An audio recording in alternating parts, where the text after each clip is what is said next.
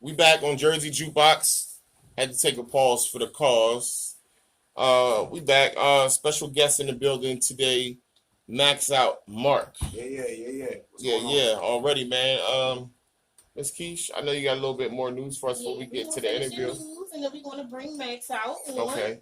All right, so we're gonna get back into the news. So basically, I know y'all heard about Jay-Z being officially crowned the first billionaire. Okay. Right. So what y'all think? What y'all think about that?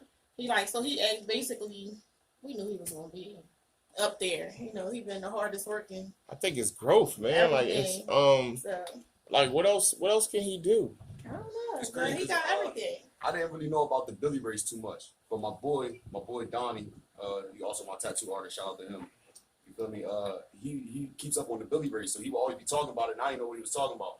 And then the other day, he just told me, he said, "Yo, Jay-Z's the first rapper billionaire," and I'm like, seriously? Like, he's just becoming a billionaire? I thought he's been a billionaire, but he was telling me that he was him and Beyonce together. So that's what they call the Billy race? So he got he got this other liquor that's like $410 million. He got the To The Owls, $1 million. Rock Nation, 75. His catalog of music is 75 million. He got the art collection. They got real estate. They got a property in Tribeca. They got all kind of stuff. He holds something, right? But he is not just like $2 million. I'm trying to get my brand started. To go though to be on like Forbes list and things like that. He got to be Bill Gates is still up there. Stupid money, yo. He's still up there. He's number one. And the guy Jeff Bezos, he's a guy from Amazon. Yeah, they money. They got stupid money. Yeah. So he still got a long way to go. But then on one side of that, Rihanna, she's the wealthiest female artist. Seriously. Yeah, so she she got the little Look, yo, that's them two together. The younger generation, they like Rihanna has more money than Beyonce by herself. The younger generation mess with Rihanna like that. I don't know what it is, bro. Well, she got the she had the flip flops. She got Savage. She got the Fenty. She got like flip flops. She got the makeup. She got the bra and panty line. So she got a lot. She got a lot going on. She launched her brand. Her brand is that's 1 million sales in the first few weeks, they said. Okay. 40 different shades of makeup. You got all the girls. They want the green. They want the purple. They want the blue. They want everything. So, so they can go out here looking, clothes up and fly and everything like that. So, shout out to them, though. Shout out to them. So, because we don't have too many black people besides Oprah that, is up there in the billionaires and all that. Right. So, next I want to talk about, Nipsey Hussle's brother. And I want to we got a caller. Oh, got a call. Hold on 1 second. Let that thing ring one more time. Jersey Jukebox, Wcmd Radio.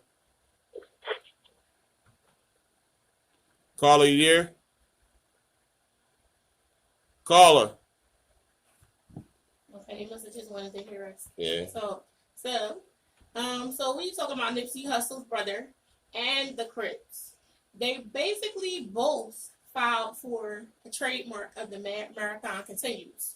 Okay. So basically, his brother, y'all seen him at the funeral and everything. They call him Black Chasm. He's actually filed for the Marathon Continues to be a trademark for the store and everything like that.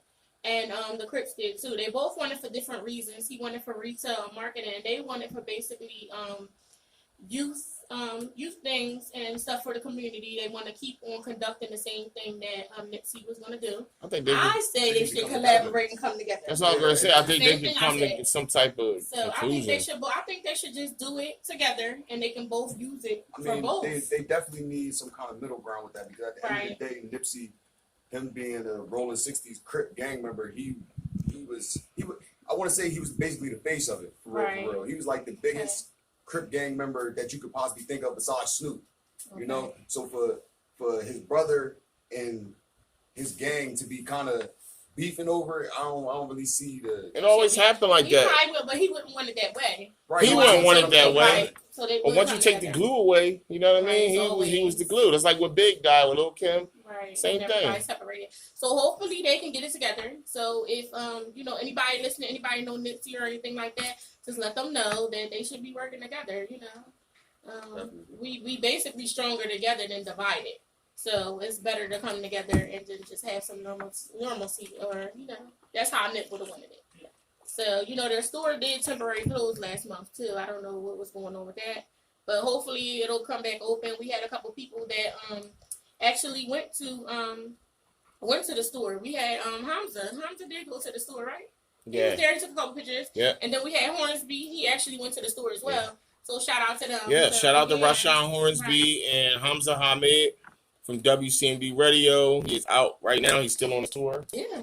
Yeah, yep. Hamza doing his thing. Love Hamza. Yeah, still on the tour, man. Keep doing what you're doing, bro. And the last story I want to talk about, and then I'll get into my little fun facts. The Obamas is ready to get into the podcasting thing. Podcast? So, yeah. So Obama. He everybody cool don't need a podcast. I don't know. It might be good for them though. Yeah, I don't know. That might be good. You never see politicians, Obama and Michelle. What can they talk about though without getting some type of backlash? They are. I mean, granted, they was in office at one point. Obama like one of the boys. Yeah, he's cool. Dude. So, I'm interested I would to like see. to hear what he got to say. Yeah, so, I'll be interested to see what they're talking about too. So they're going to do the groundbreaking. They hooked up with Spotify, and they're going to be streaming with 3 different companies. So they're going to be doing that. They basically wanted to talk about. They have a couple documentaries going on, and they talk to regular people. And they want to talk about their lives, their shows, things like that. And they're going to talk about their show too. So they spent about $4 million to acquire the 3 podcasts, Gimlet Media, Podcast, and Anchor. And they're going to basically... What was that again? Who? Gimlet. That's a podcast streaming platform? And Podcast. So they're going to stream through there. You're going to have different stories on there, stories that relate to us. So the Obamas use an Anchor like us? Right. So they're going to be on there. You're going to be able to talk to them. And it's all through Spotify. And that's crazy. This year. It's not going to be hopefully, and it's going to be streaming. They're going to stream some on Netflix. So hopefully that'll be good. They'll have docuseries, documentaries. And Obama, basically from his own words, he basically said, public service is basically one of the simple joys in life. And if you don't in tune and touch with the people, then you basically are not getting anywhere. So he's a people person. Yeah. So basically that's what he wants to do. So big up to him.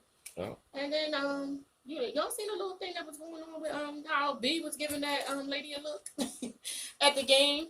Yeah. So the lady said that she was getting death threats. Yeah, and it's only I don't understand. She was only trying to host. Right. And be a hostess, she invited, Jay-Z and Beyonce to the game. I don't get it. Well, B, you gotta stop giving people the side. You about to get old girl jumped or something. Yeah, the Beehive. They ready to ride, right? They was not Beehive ain't no joke. Yes. Yo, I think what is the Beehive, the Barty gang, right? Beehive, Barty gang. Those, they nuts, Tamar man. got her Tay Martian. Yeah, they nuts, yo. These fan bases is crazy, yo. Yeah. They really get at it for the artists. They gotta be hood no more. They just with it. So, now I'm just going to jump into my fun facts. So, the Lost Boys, if anybody remember them, they basically had their debut album on June 4th, and it was called Legal Drug Money. And then... what was that, 93? 96. 96. Oh, yeah, 96. I was in middle school then. Yeah, you're right, 96. Yeah. I'm confusing them with another group. Yeah. Then, Be Real of Cypress Hill. He was born on June 2nd. He was a little old dude. He was born in 79. In 1986, Run DMC, they were the first rap group to hit top 10. Okay. With their album Raising Hell. Ja Rule released his debut album, Vanity Vici. Mm-hmm. You remember that? Mm-hmm. That was in 1999. That was actually my graduation year, so I remember that. Yeah, So, Prince had a 7. So, rest in peace, Prince. Yeah, man. Great artist. See you, big homie. Yeah, today. Yeah. So, after Prince, they got the museum over there in Minnesota. They was fighting for his royalties and everything, too. But, shout out to a legend. Yes. Yeah. Have you ever seen the waters of Minnetonka? No, I didn't know. That's what Prince used to ask people, yo. You ever see Dave Chappelle when he did this shit? His little comedy, his little ruffle shirt. It never gets old, yo. I love that skit. It never gets old. Blouses, yeah. He said, the nigga invited us back for oranges and pancakes. So you don't believe me? He said, that's some ass. Oh my God. So, And then last week, Ice Cube, his birthday June 15th. So shout out to Ice Cube. Cube. Another one of the our good. Yo, Cube is underrated, man. I'm telling you, Cube is underrated. Like he responsible for a lot in hip hop culture. I don't think he get the respect he deserves. Like, yeah, Dre get a little more. I don't understand why, because Dre don't do nothing. I think Cube was the most deserving of that group, and he was the most humble. I mean, I think he did put a lot of work in, though. I feel as though Dre get a lot of recognition simply because he was the producer. He made beats. Yeah, but everything that they was doing was from Ice Cube, though. Like, you watch Straight Outta Compton, right? Yeah. He was basically penning everybody's stuff. I mean, but what's words without a beat? What's a beat without words? Hey. We artists, we know, right? I mean, we can spit a rap and be dry, you know? Yeah. But yeah, they hand to hand. It's a marriage. I said those two were the most two important people in NWA. Yeah. Because, Easy didn't want to do it. So Easy they made him kind of do it. Face, yes. Right. Yes. So they all basically played a part. So a partnership. All right, let's get to talking to our guest, Maxxout Mark. Yeah. I want you to take some time and introduce yourself to the people here on live. My name, I go by the state name Maxxout Mark. I'm from Camden, New Jersey, born and raised, never lived nowhere else. 25 years old. I'm here with my baby right now, my Lonnie. She's 5 years old. Come over, baby girl. Come introduce yourself to everybody. Go ahead, introduce yourself. Say, what's your name? How old are you? When's your birthday? All right, man. We love the kids over here, man. Yeah. I just started taking music seriously probably about 3 years ago. 3 years? I've been rapping since I was a kid. Wrote my first rap. So you doing hip hop? Yeah. But I wouldn't call myself a rapper either because I do the R&B too. I would like to call myself an artist. I don't want to put myself in a box. So do you look kind of like P&B Rocky, bounce back both sides? Yeah. I don't like to be comparative either. I hate music. I don't listen to him, but I know. It's like everything sound the same kind of. Yeah. I mean, not to downplay his work and his grind because he definitely came from nothing. You feel me? And came up, but. I mean, personally, I'm not a fan of it. Yeah, me neither. I mean, I ain't gonna lie, but I just R&B and hip hop. That's what I had to compare it nowadays. Yeah. But, so, who would you say, or what type of music since you bounce back and forth? Who would you say influenced you, or what influenced you on both spectrums? As far as rapping and hip hop, I would have to say that I'm inspired by artists like J. Cole, Tupac. It's crazy because I really don't listen to too much rap. And when I do, it's like it's either end of the spectrum. If I'm listening to rap music, it's either conscious or is no content whatsoever. It's just nice beat. Regular. Yeah, it's just like hype music. Right. But as far as R&B, so you're not into lyricism? Yeah, I'm definitely into lyricism. Okay. I'm definitely into lyricism. Like I would never put out a song that didn't contain some form of lyricism, and I don't really respect that kind of music because it's like you ain't with the mumble rap. Yeah. And to speak on mumble rap is just I want to say it's the tempo at which the Migos, which they created that I'm not going to say they created the flow, but they made it popular. Right. But if you really, people like to call them mumble rap, but you actually sound it right. What actually saying, probably can't understand because talk fast, we from up north, so I don't consider that mumble rap. I enjoy Migos, like the Clout joint. Get out. I like the song. My personal opinion of mumble rap, I would say, would be Little Baby. Young Thug.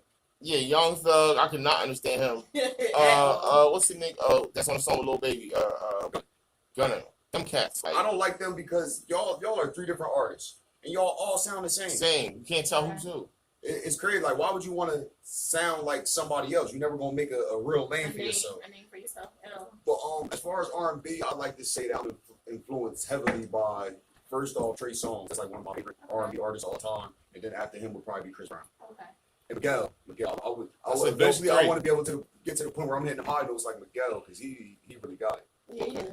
He created too. He That's kind of remind me of Prince a little bit. Yeah. He does his own thing. Nobody else. Right. Yeah. So how long did you been doing music? You say? How long I've been doing music? I've been writing music probably since grade school. I was first rapping. I was 5. What kind of music came up on strikes? Well, stop touching me. At the time, when he was rapping, I would have to say it's Pt.2. Next album. Okay. And I thought that's what when I first started, like actually like I guess around that time, I was like 4 or 5. So that's when I really started listening to music and kind of listening to what they were saying. So at that time, when I wrote my first rap at 5 years old, I thought that hip hop had to be hard and got to DMX. You got to come with that energy. You feel me? It had to be hard, straight gutter. But I mean, after growing up and listening to music, that's definitely nice. Crazy. I mean, it's time and errors. You know, it's definitely a whole different time from when we had Wcmd. From the time frame when DMX was out, you know, now we talk about mumble rap and stuff like that. So, you know, a lot of times some people have some meaning behind it. Like, you know, basically the origin of hip hop, basically expression and basically telling the story, and then it kind of like lost its way.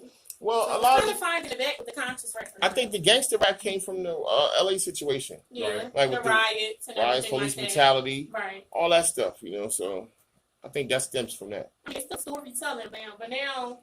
It's like, you know, a lot of times you can put stuff out and it don't mean a damn thing. Yeah. But it's popping. And it's crazy because it's funny that y'all have brought up the mumble rap because me and my boy, we was just having a discussion last week. Like, we was up till 3 a.m. arguing. Wow. Because he said Eminem revolutionized the game.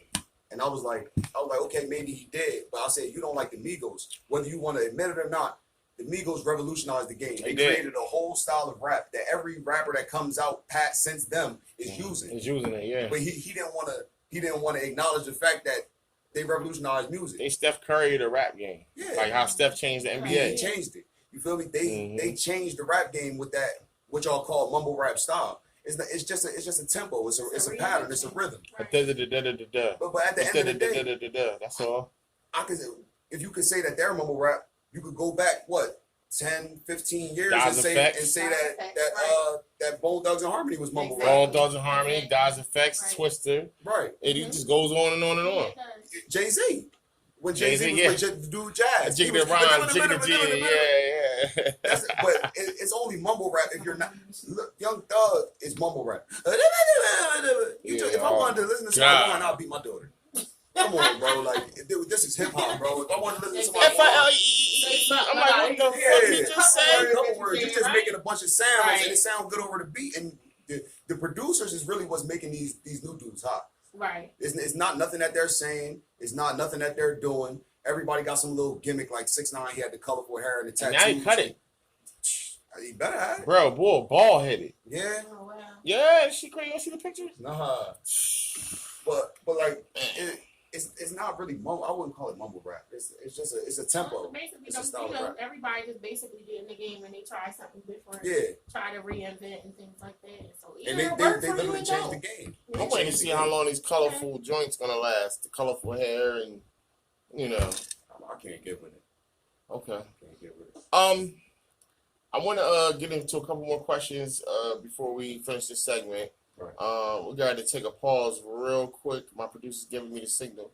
So we're going to take a break real quick, and we'll be right back. We're going to finish up. Yeah, right back. We'll Maxxout Mark in the building today. Jersey Jukebox, Mskesh, all in your business. Yo. I'm Gmoneypayroll. We'll be right back.